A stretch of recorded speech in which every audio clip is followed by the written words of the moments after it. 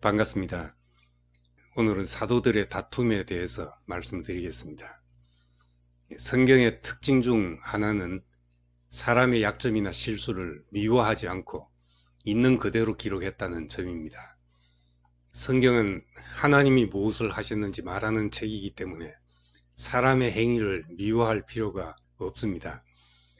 오늘날 기독교의 초석이 된 12제자와 바울에 대해서도 신약 성경은 이들이 친밀하게 교제한 사이가 아닐 뿐 아니라 서로 다투고 반목하고 심지어 갈라선 이야기까지 기록하고 있습니다.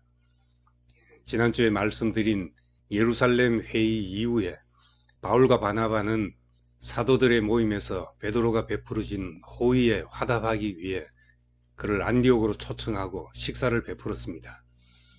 안디옥의 그리스도인들은 자신들이 일상적으로 먹는 음식을 준비하여 베드로를 접대했습니다. 베드로는 유대인이었기 때문에 이방인과 식사에 대해 거리낌이 있었겠지만 식탁을 물리칠 수 없어서 함께 먹기 시작했을 것입니다.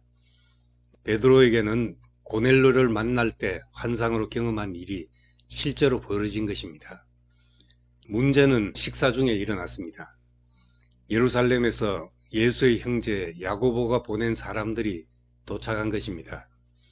베드로보다 조금 더 보수적인 태도를 가졌던 야고보가 이방 교회의 상황을 알아보려고 따로 사람을 보낸 것입니다. 이에 베드로는 야고보를 의식하고 이방 식사의 자리에서 슬쩍 물러나고 말았습니다. 갈라디아서 2장에 따르면 이 일로 바울이 베드로를 책망했다고 했습니다. 얼굴을 마주하고 책망했다는 것은 바울이 매우 화가 났다는 것이고 베드로도 바울에 대해 분노를 느꼈든지 그 후로 바울과 등지게 될 수밖에 없었습니다. 당시 교회의 권위 체계로는 예수의 수제자이고 예루살렘 교회의 사도인 베드로를 바울이 꾸짖을 위치에 있지 않았습니다. 그런데 바울을 더 낙담하게 만든 문제는 바나바에게 있었습니다. 바나바는 안디옥 교회를 책임진 지도자였습니다. 그가 눈치를 보다가 베드로의 편에 선 것입니다. 바나바는 베드로와 다른 유대인들이 식사 자리에서 물러나는 것을 보고 그들과 함께 행동했습니다. 바나바만큼은 자기를 지지해 줄 것으로 기대했던 바울은 베드로뿐만 아니라 바나바에 대해서도 분노했을 것입니다. 사도행전 15장에 보면 바울과 바나바가 전도 여행에 마가를 데리고 가는 문제로 심하게 다투었다고 합니다. 사실은 이 일보다 앞서서 베드로와 이방 식사 문제가 생겼을 때 이미 두 사람 사이가 벌어지게 된 것입니다. 이제 바울은 베드로와 바나바 유대 그리스도인들과 완전히 갈라서게 되었습니다. 사실상 바울은 안디옥 교회에서도 설 자리를 잃어버렸습니다. 안디옥 교회 식사 자리에서 있었던 일은 초기 교회의 분열을 일으키며 바울 선교의 전환점이 되었습니다. 바울은 바나바까지 잃고 홀로 서게 됐으며 서쪽으로 길을 돌려 마게도니아와 땅끝으로 향하게 되었고 이방인을 향하여 더욱더 나가도록 밀려나는 결과가 되었습니다. 바울은 디모데에게 편지하면서 그대는 안디옥과 이고니온과 루스드라에서 내가 겪었던 것과 같은 핍박과 고난을 함께 겪었다. 핍박을 내가 겪었으나 주께서 이 모든 것에서 나를 구해주셨다라고 했습니다. 여기에 안디옥에서 겪었던 고난이 언급되었다는 것이 이방 식사 사건으로 겪게 된 다툼과 핍박이 바울에게 얼마나 힘든 사건이었는지 짐작할 수 있습니다.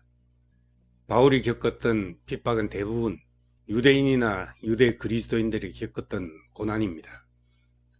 한편 야고보와 베드로가 중심이 된 예루살렘 교회는 바울에 대해 좋지 않은 생각을 가지고 바울이 개척한 이방교회 사람들을 보내서 바울의 사도 직분을 부정하고 이방인들도 율법을 지키라고 가르쳤습니다. 이에 많은 이방 그리스도인이 바울의 가르침보다 예루살렘 사도들의 가르침을 따랐습니다. 신약 성경을 통해 보면 예루살렘 사도들을 따른 대표적인 교회가 갈라디아 교회와 고린도 교회였습니다. 두 교회는 바울에게 반기를 든 교회였습니다. 갈라디아서에 어리석도다 갈라디아 사람들아, 예수 그리스도께서 십자가에 못 박히신 것이 너희 눈앞에 밝히 보이거늘 누가 너희를 깨드냐 하신 말씀은 이런 배경에서 나온 것입니다. 또 고린도전서에 너희가 무엇을 원하느냐, 내가 매를 가지고 너희에게 나아가랴, 사랑과 온유한 마음으로 나아가랴 말한 것도 이런 상황을 말해주고 있습니다. 바울은 심각한 위기의식을 느끼고 자기가 세운 교회들을 직접 방문하거나 편지를 보냈습니다. 그는 자신이 전도한 사람들이 그가 전한 복음에서 떠나지 않게 하려고 두 가지를 거듭해서 변정해야 했습니다. 첫째는 자신이 받은 은혜의 복음에 관한 것이고, 둘째는 자신의 사도직에 대한 것이었습니다. 그를 반대하는 사람들로 인해서 바울의 복음은 더 구체화되고 세밀하게 되었습니다. 성경에도 보면 하나님 말씀은 인간의 문제 속에서 더욱 세밀해지고 선명하게 드러났습니다.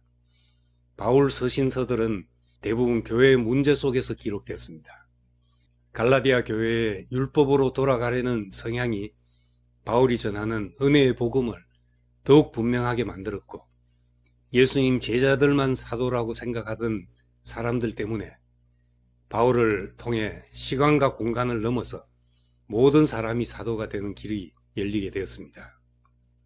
고린도교의 분열 상황은 새 언약이 무엇인지를 신약 성경 중에서도 가장 밝히 계시하도록 만들었습니다. 바울은 자신을 변명해야 하는 상황 속에서 더욱 굳건하게 십자가 외에는 알지 않기로 작정했다고 말하게 되었습니다. 반대로 빌립보 교회는 예루살렘에서 보낸 유대인 그리스도인들이 있었지만 크게 흔들리지 않았던 것으로 보입니다. 형제들아, 내가 당한 일이 도리어 복음 전파의 진전이 된 줄을 너희가 알기를 원한다 라고 했습니다. 나의 간절한 기대와 소망은 아무 일에든지 부끄럽지 아니하고 지금도 전과 같이 온전히 담대하여 살든지 죽든지 내 몸에서 그리스도가 존귀되게 하려 한다. 내가 그를 위하여 모든 것을 잃어버리고 배설물로 여기면 그리스도를 얻고 그 안에서 발견되려 함이다 라고 했습니다. 그가 당한 반대와 괴롭힘 때문에 오히려 이렇게 주옥같이 아름다운 빌립보서가 나올 수 있었습니다. 바울도 야고보도 베드로도 모두 예수 안에 있는 사람들입니다. 그들은 반목했을 수 있지만 그들 모두가 예수 그리스도의 세계의 한 부분을 자리하고 있습니다.